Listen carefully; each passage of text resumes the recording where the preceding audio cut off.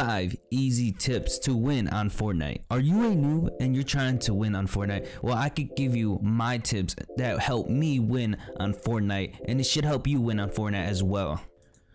Alright guys, so I am a player who has 55 squad wins, 24 24 duo wins, and I got about 7 solo wins. So I'm still trying to get my solo wins up, but every time I jump on Fortnite, you know, I always got a friend that wants to play or a squad member that wants to play. Every time I jump on, it's just like always.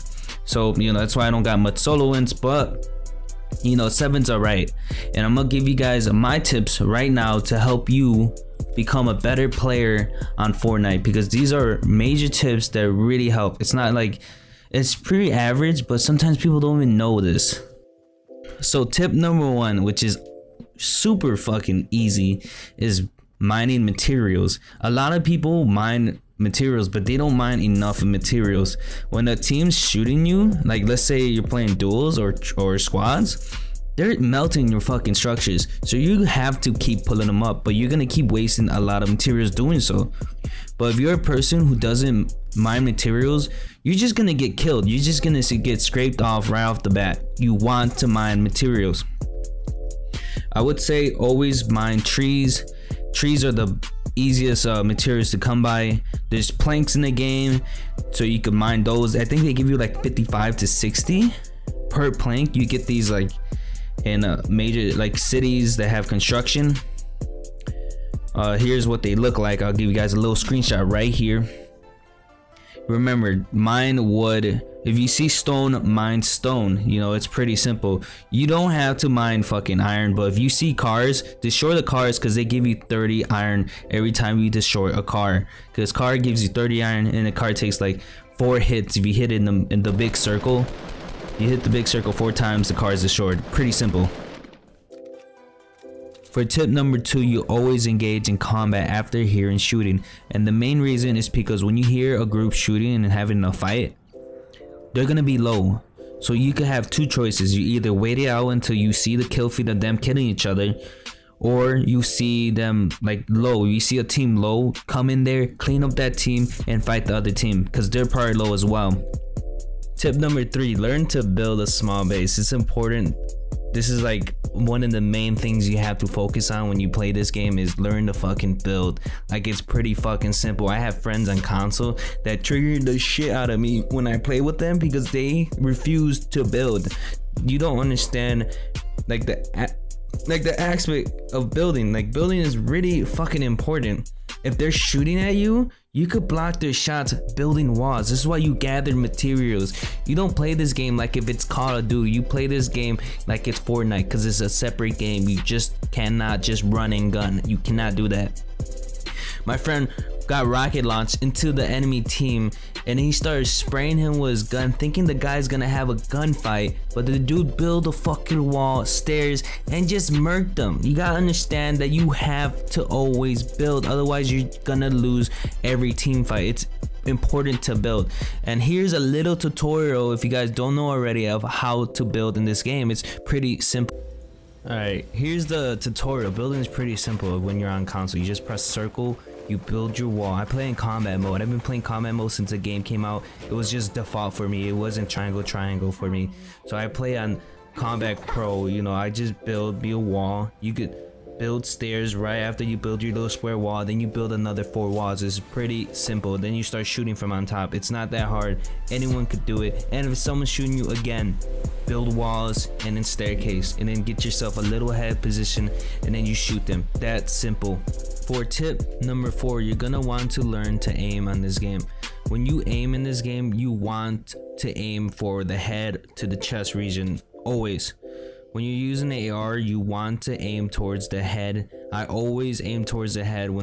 Even when they're far away, I try to put the middle of my dot above their head, always, and I'm always guaranteed a headshot most of the time when I do that.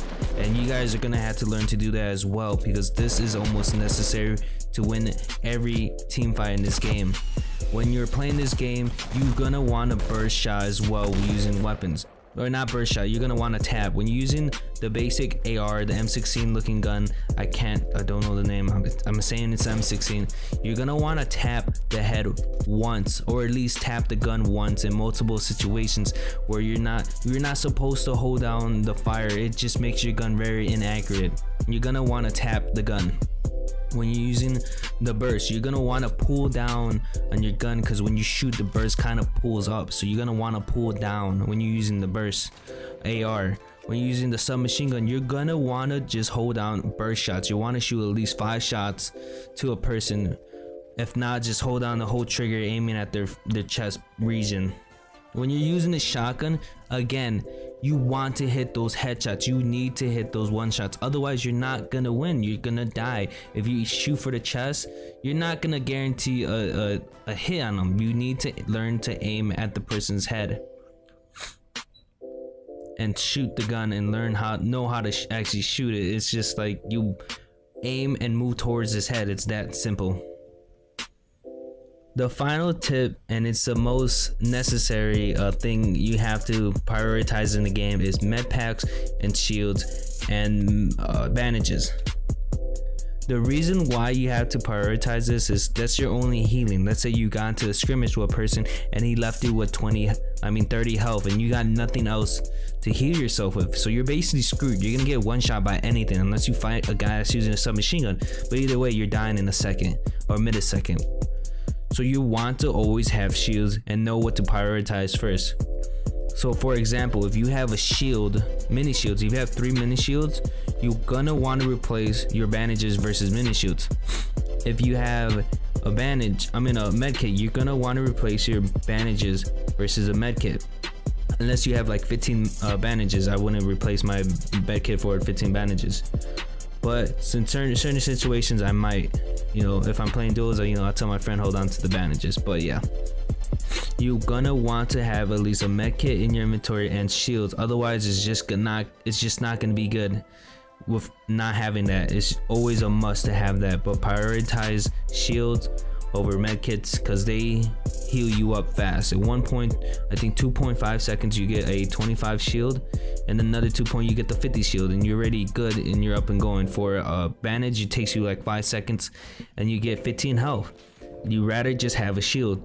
And if you're using a med kit, bandages, take 2 bandages, give you 30 health. A med kit that'll cost you the amount of 2 bandages in time will give you your full health back. So remember that. So anyways, that's it for today's video, and I hope you guys enjoy this tips video on Fortnite. I do have more in the future or coming up, and parodies of tips and tricks, because I notice a lot of people are repetitive when it comes to this. I'm sorry if I am, but I just want to put my video out there for everyone to see. And that's pretty much it. Subscribe for more Fortnite content in the future. Peace.